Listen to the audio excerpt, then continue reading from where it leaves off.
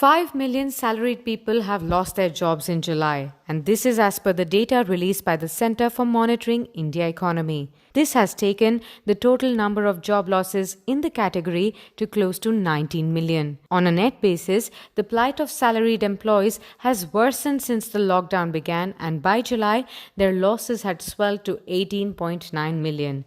The CMIE Data said, adding that it is an unhealthy recovery and the situation has worsened for the salaried jobs. CMIE Data shows 17.7 million salaried jobs were lost in April 2020 and another 0.1 million jobs were lost in May.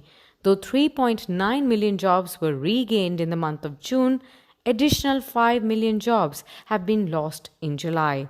CMIE Data also mentioned that while the salaried jobs are not lost easily, once lost, they are also far more difficult to retrieve. It is estimated that only 21% of all employment in India is in the form of a salaried employment, which is more resilient to economic shocks. Salaried jobs were nearly 19 million short of their average in 2019-20. As the nation had started opening in a phased manner from June, the jobs came back. But the recovery was largely in informal jobs. The situation has worsened for the relatively better jobs, that is salaried jobs, and while jobs have recovered, this recovery has left out the healthier salaried jobs. Now, according to a joint report by the International Labour Organization and the Asian Development Bank, as many as 41 lakh youth in India have lost their jobs due to COVID-19 pandemic, with most job losses in the construction and farm sector.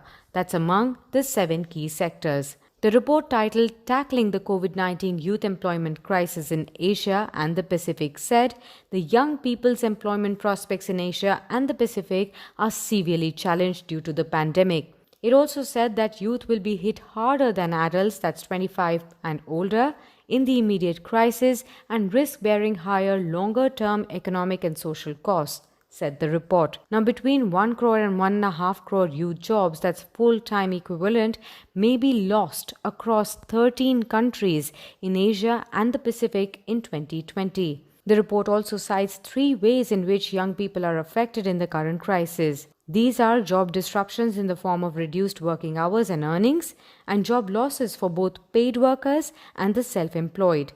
Also, disruptions in their education and training and difficulties in transitioning from school to work and moving between jobs in a recession. Now, the report has also recommended urgent, large-scale and targeted responses, including youth-targeted wage subsidies and public employment programs and measures to mitigate the impact on students of the disruption to their education and training. Now, the report also emphasizes on how the government should consider balancing the inclusion of the youth in a wider labor market and economic recovery measures with youth-targeted interventions to maximize effective allocation of resources.